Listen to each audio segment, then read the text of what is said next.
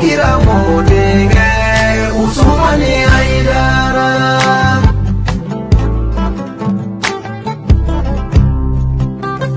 Allah kira modenge Usmani Haidara La ilaha illallah Muhammadu Rasulullah Allah masakele nye Muhammadu yechidenye ya woni yana Usmani Haidara Cheto ulangana ke Nena todo boila tuguni ya woni yana Nina kile kuma beni Nafa kunte nganya na mayala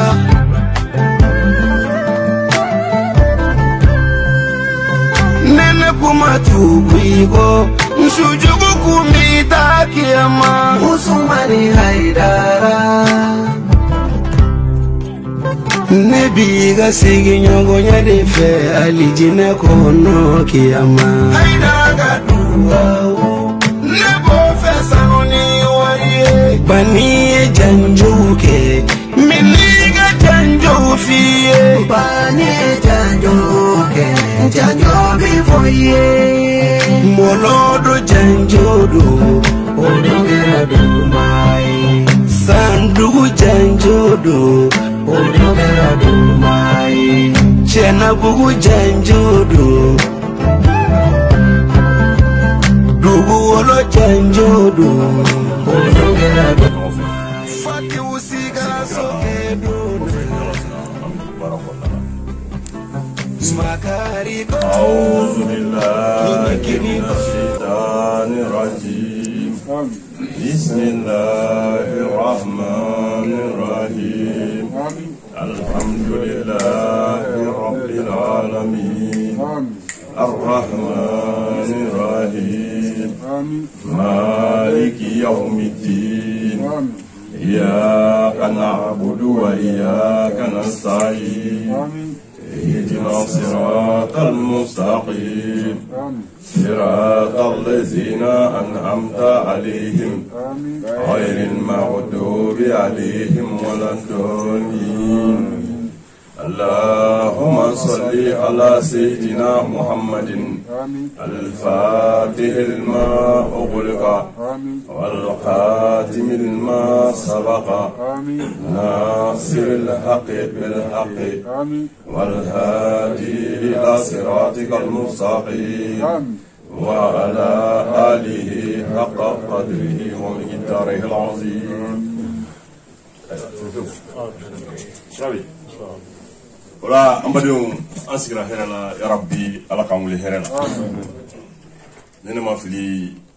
on est dimanche le 25 juillet 2021. Ambadion ambe Rangis. Anga la dala sikila no ye ton réunion. Hakli jigi mi bebi no ye wajubi kada ukloka. Masa amina do bara kono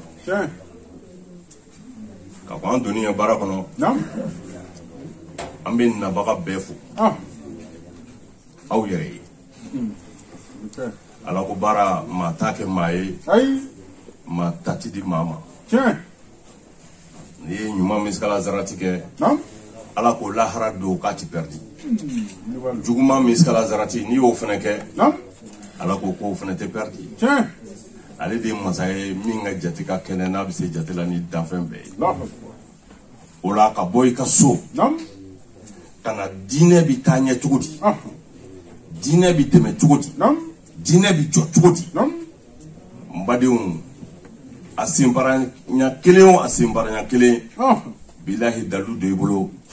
kaburu kono kayra mele kawla dalu de bolo la hara jodo kenaka dalu do ibolo mizani peserola akana stalaya iron tagarola iron kuma manafo ibi fen fele jija iko blekata sila mashi tsaka ke tonde nyuma mo min tita iron kerola dine bideme nani nanga nafulo farkolo de aha no yindinye kana iron kerola o yale ka jihadidi aw caman boli ka kon lahara ɲɛ nafa baw b'a la diɲɛ kɔnɔ yan ala yɔrɔ tɛ kira yɔrɔ tɛ haidara yɔrɔ tɛ an yɛrɛw ye cogo di i mana taa yɔrɔ kɛrɔ la i ni baden silamɛ min fɔmana a bɛ ɲɔgɔn ye i ma ni baden silamɛw ye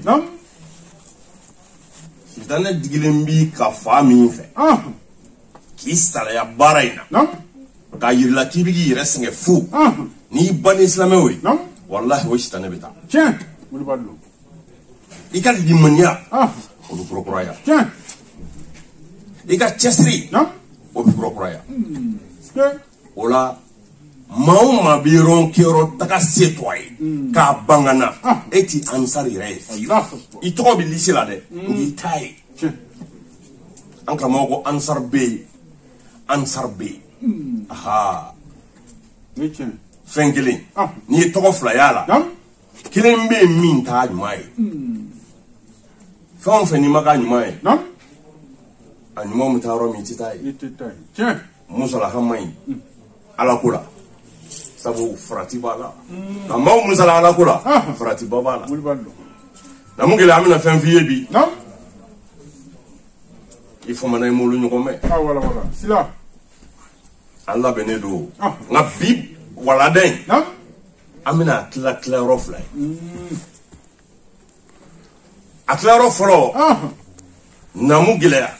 an bɛn'o boli silamɛya don kan baya layidu 6 kan ka dalilu di e ma ko silamɛya daminɛna ni baya ye kira fɛ kisi nɛma ba ma a ye mɔgɔ fɔlɔ minnu tobi an bɛna n'o dalilu ye k'olu di ma ka tila k'a kitabuw de yira aw la ni min mago b'a la o ka taa kitabu ɲini an tɛ kuma an kun fɛ an karamɔgɔ man gosi fɔ fo a fɔ ni dalilu ye dalilu minnu tɛ se ka sɔsɔ o la a ka kalandenyaw minnu fana ye n'an ko an ka kan karamɔgɔ ye fo an fana k'an karamɔgɔ ladege kunfɛ kuma ka bɔ a la an mana ko fɔ an kana n'a dalilu ye k'a na n'a bɔyɔrɔ ye ka na n'a kitabu ye k'a yira mɔgɔw la bamananw ko n'i ka fɛn kɛra dɔnbaa la fili ye i bɛ sɔn ka fili a ma o de ye silamɛya sɔrɔ u y'u sen da baya kan u y'u sen da a kan ala k'u mago jɔra baya bɔli la a ye muhil baya bila ka na n'o ye Seydi Sɛrifu Usumani Mara ni Haidara ye nka komi sen kun dara a kan a kɛra dɔw ɲɛna ko kura de donna diinɛ kɔnɔ k'a sɔrɔ diinɛ yɛrɛ daminɛna n'a ye de na mun gɛlɛya ɲɛna an ka mɛn kuma la an bɛ sira di an ka kolominɛna ma n'o ye Sansi Dramé ye a ka tɛmɛ ni walada ye au nom de Dieu le tout miséricordieux le très miséricordieux ɲama an bɛ taga ɲini Alahu Taala fɛ ka bɔ Ibilisa laɲiniw n'a jɛɲɔgɔn bɛɛ lajɛlen tɔɔrɔ ma sitanɛ min yɛrɛ farala kerufɛn ye ka bɔ Ala ka nɛɛma la o kɔfɛ ɲama an b'an sinsin ni Alahu Taala tɔgɔ barikama ye masa min ye diɲɛ nɛɛma nɔgɔlen tigi ye min ye lahara nɛɛma kɛrɛnkɛrɛnlen tigi ye yɔrɔ kelen ma dɔn masakɛ min na sabu ale de ye yɔrɔw da ka sɔrɔ yɔrɔw tɛ yen o tuma ale tun bɛ yen ka kɔ yɔrɔw ye wagati n'a bɛ fɔ o ma le temps ɛri miniti tile su kalo semɛni san ale de y'olu da o tuma ale tun bɛ yen ka sɔrɔ kuma tɛ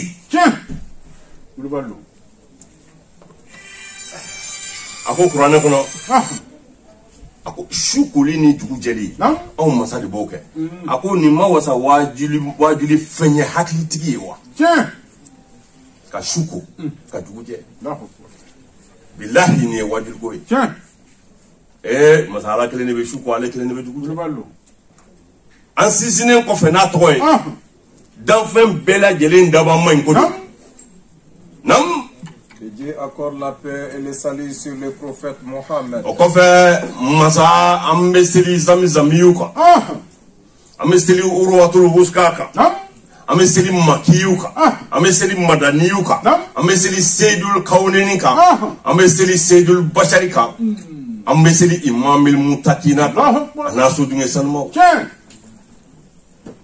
cɛpa ala ye selifu bonya ala ye selifu bonya n bɛ ka kitabu dɔ lajɛ ala masa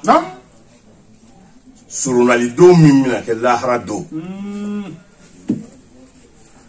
o babula kira ko kisi nema bama ko lahara do ko surunali bine Muhammad bulu ako ko fe neti mashi surunali do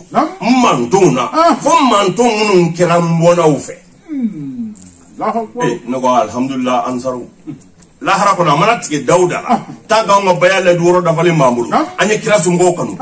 aljina ya midu kira ko ale ta monton shi surunali do fo manton min kira le re bona u fe o kuma sirvi kanu ata kuna ja ata tare aya chesri aka fe beke sirfui yani ansa ya chekoni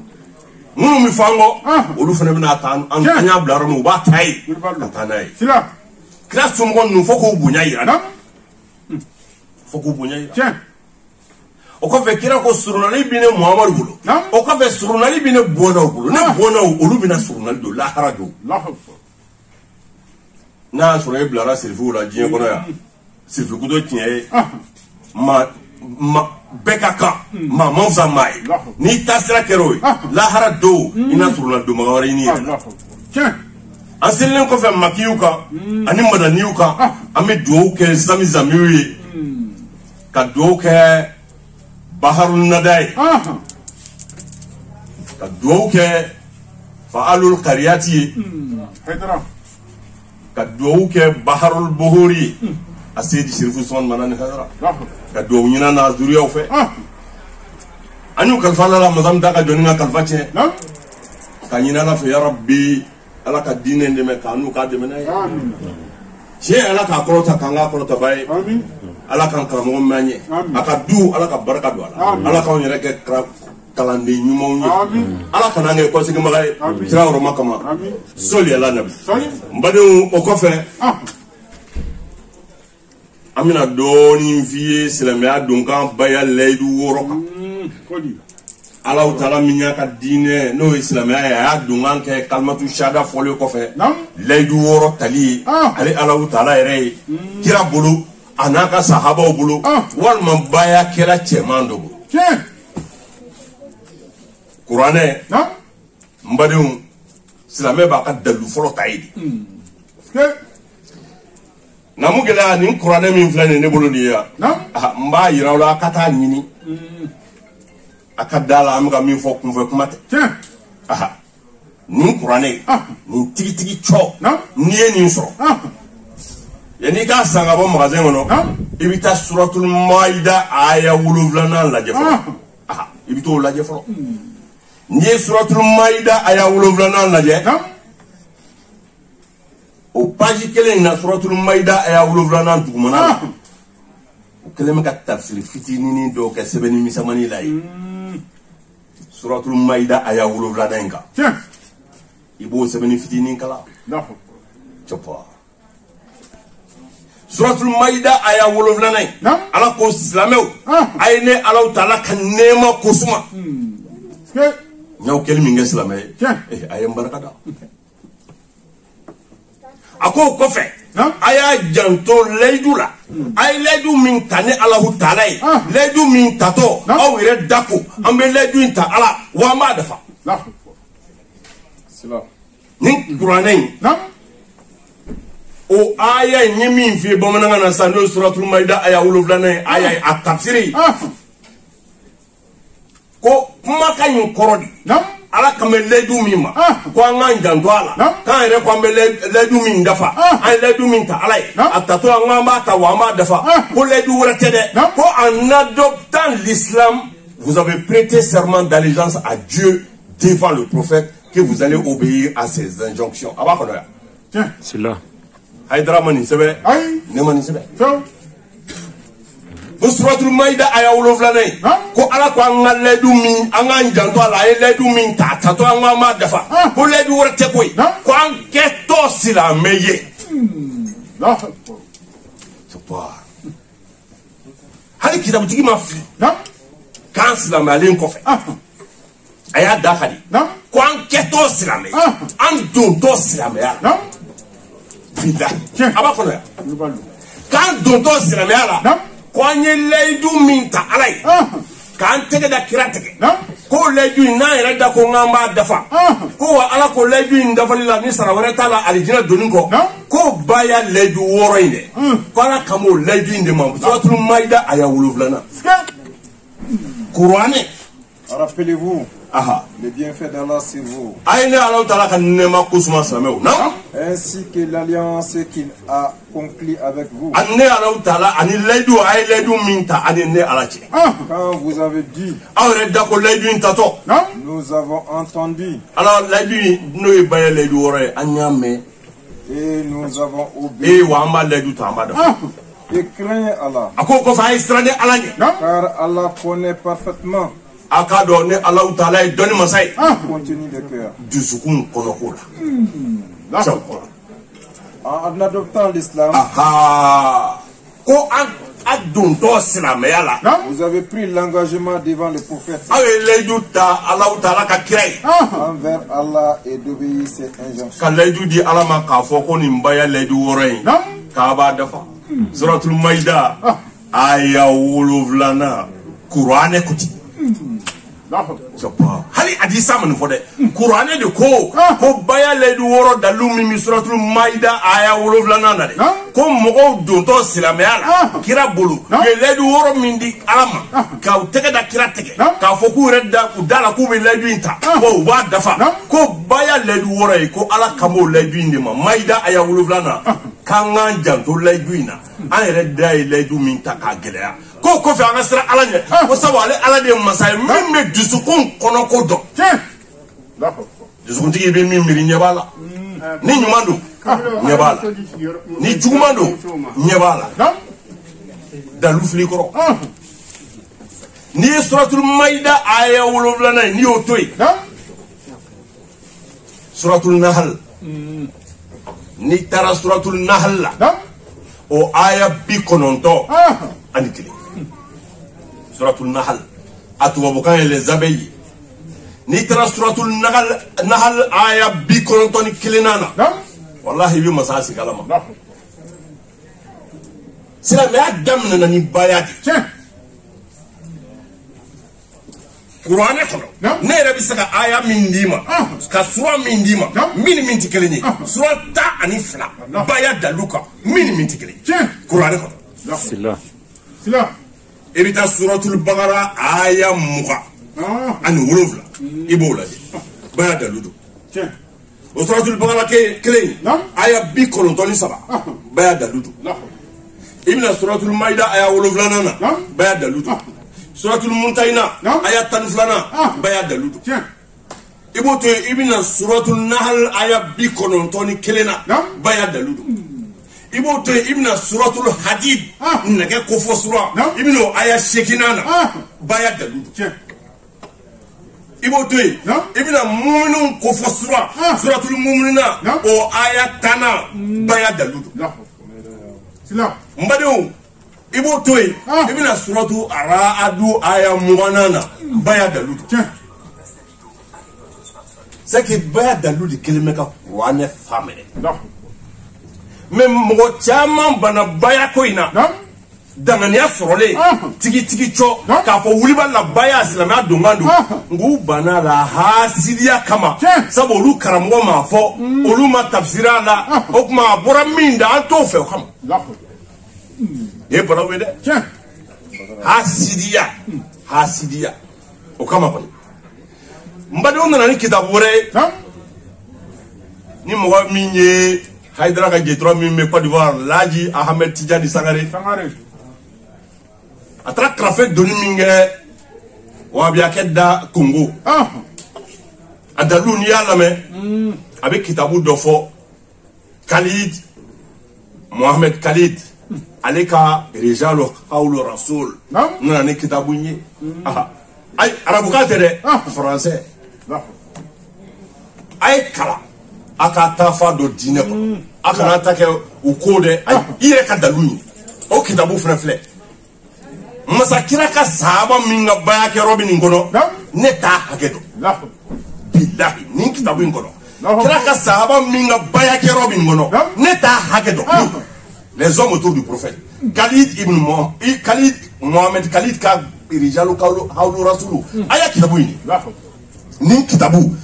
kila ka sahaba minga baya kero bin ngono kasro fatu maka make ni ta hakedo ni ngono chapa masa kalanga disa e mai ni haidra be kuma aba disi ko shiwa ngo doni na le dina bato bla romi ka bele romi jewuli ba soro kun fe kuma teo ay Khalid Mohamed Khalid Kairi Jalo Hawlo Rasoulou Kitabu Nia Aladje les hommes autour du prophète paix salut sur lui Nia Konnaladje avec Khalid ibn Saïd Kabaya Kerodima Khalid ibn Saïd donne-moi Robin Tiendo Khalid ibn Saïd Kitabu Tiki ko Khalid ibn Saïd ibn Islamé ala domi oya soro Islamé jetela Tchenani di Bekira no fe ale kira Tchen Turunaye Khalid ibn Saïd Tche Duruna Silame akono akabaya kero dalu Afrikroni mais Dieu ne sait pas faut qu'on fait madame ne noy neta doy tche nganti soama hasidi abula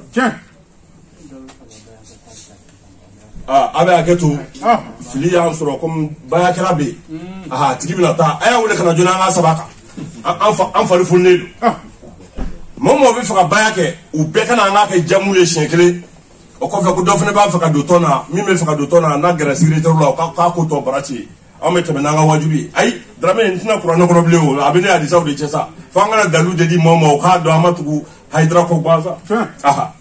ay bayake ra wule ka kana nga sabaka kasi ko baya ka kura ya dana ya kama ka faranka malta olu fana be mi malta ka munum ya du no ka baya kura ya olu fana ka gere anga be barati no fe ani munun dona tonna confinement konna la o ko fe confinement ko munun fana dona aman tege korota amba saba na la bena aba fo ama sabata inshallah c'est bon nous avons dona aywa d'accord abe nanasri ka fo abna ledi worinta aladi o ko fe mba fo kirngilini abi sika ka no fe a folo ntif la faralaka ntif la faralaka nte shwenike nte jeneyake nte ndefa nte namara ke sen koronta ke mbuluko ni kira Muhammadu ibn Baranyam nambake ala ka defal no wanawe ala ka yafa no ma ala ka hina no la kira oroma kama sole ala na o ko fe mi ma fa Rijalu Hawlu Rasoulou ko Khalid ibn Saïd kani kira bi nyongo soro mamzula Kureishi donc o Hashim kan Khalid ibn Saïd as-Sughrat sokoin kele a fait ça ka ye tasuma mene ba de be dinga do kondala ina fo pondo ba sanfɛ ale mogo be ka tama point sanfɛ mogo be ka bimbi kele tasuma in kono ako ngale sele dinga point chemancɛ la ako kira ya ale ta tɛgɛ ma a binto tasuma in ay sokoin fo Abubakar Sidiki de radiyallahu ta'ala Abubakar ko ma ko Khalid e kan sokoin ye hera de akoro de ki ka tubi Khalid ibn Saïd Abubakar Sidiki de a tɛgɛ minɛ kana n'a ye kira fe a y'a tɛgɛ da kira tigɛ kalimatu shahada kɔfɛ ka baya leju wɔɔrɔ ta kira Khalid ibn Saïd silamɛya cɛ 5nan tariku dɔ ko cɛ 8nan nka a mana k'a sugo sugu ye silamɛya fajiri da kɔni don i kɛra 8nan ye o i kɛra 5nan ye o silamɛya daminɛ don dɛ nin y'a sɔrɔ taama kɛ Madinɛ fɔlɔ kuma tɛ ka segin ka na Maka minɛ masa an bɛ Ala fo koyi ayi an karamɔgɔ tɛ a denw tɛ anw yɛrɛ bɛ se ka dalilu di baya ko kan bilahi a ka kalanden y'anw minnu ye anw yɛrɛ bɛ dalilu d'i ma n'i bɛ tiɲɛ ɲini i tɛ se ka min sɔsɔ ayi parce que baya nangarina ye mɔgɔ damadɔ de dɔw ta ye hasidiya de hali ni Ala yɛrɛ kuma n'olu fɛ ko baya kɛ u b'a kɛ sitanɛ ta ɲɔgɔn ye n tɛ sabu a bɔra Hayidara da ala ko sitana ka sujudu kɛ adama ye a ko n tɛ ko sabu ale ka fisa ye o kuma minnu bannen bɛ baya ma hasidiya kama hali ala k'u ka baya kɛ u b'a fɔ n tɛ sabu a bɔra Hayidara da Khalid ibn Saïd o ka baya kɔfɛ a tɔgɔ ye di namu gɛlɛya n bɛna sahaba cɛ dɔw d'i ma diinɛ kɔnɔ minnu ma dogo fiyewu ayi Fatou Maka n ka ti mɔgɔw la bi ko n bɛ baya de d'i ma ka na dan ti min na a bɛɛ kɛra ka kɔn Fatou Maka de a bɛɛ Fatou Maka baya kelen t'a la ka kɔn Maka minɛni ye baya minnu kɛra kira fɛ mɔgɔw bolo mɔgɔw ye baya min kɛ kira bolo n bɛna n'o dalilu de n ye kitabu min f'i ye sisan Khalid Mohamed Khalid a ka rijalu hawlu rasulu i bɛ taa Muaz ibn Jabal ka baya kɛyɔrɔ lajɛ Jabbar Muaz ibn Jabal kira ye min ci ka taa Yamani kɔni Muaz ibn Jabal o fana ka baya kɛyɔrɔ dalilu b'a kɔnɔ n badenw o y'a sɔrɔ kira mabɔ Maka fɔlɔ ka na Madinɛ parce que Madinɛ mɔgɔ 12 Ansar mɔgɔ 12 fɔlɔ minnu bɔra Madinɛ ka na Maka u nana hiji de la o waati y'a sɔrɔ kafiriw u lankolon 12 de bɛna alikaba tawafu o hiji waati mana se comme u bɛna jamakulu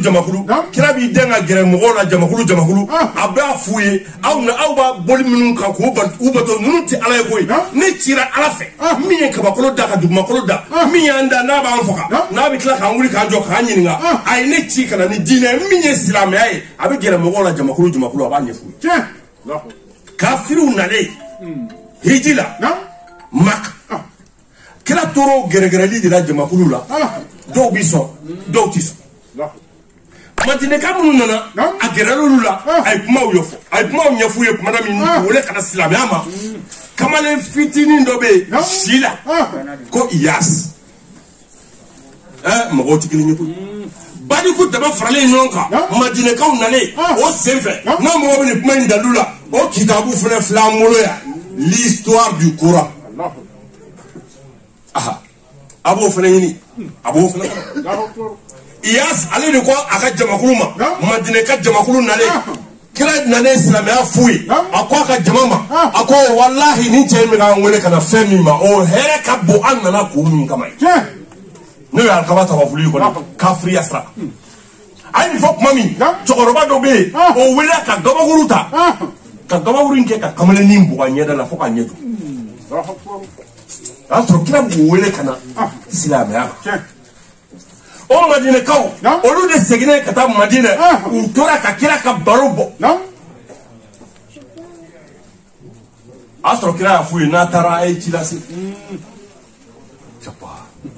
o ci laselen kira tora a bɛ makɔnɔni kɛ fo ka taa se san 1 ma n'o ye hiji wɛrɛ ye o hiji wɛrɛ la u nana kira taar'u nɔfɛ tuguni ka kuma u fɛ ka taa sɔrɔ o jamakulu in na sisan mɔgɔ 12 Ansar fɔlɔ minnu donna silamɛya la mɔgɔ 12 a kɛra Akaba kulu kan Maka Akaba kulu kan kira n'u ka kuma kɛra ye u sɔnna silamɛya ma kira bolo ye u ye kalimatu shahada fɔ ye ka baya kɛ ye kira bolo Ansar mɔgɔ 12 fɔlɔ u bɛɛ tɔgɔ b'an bolo yan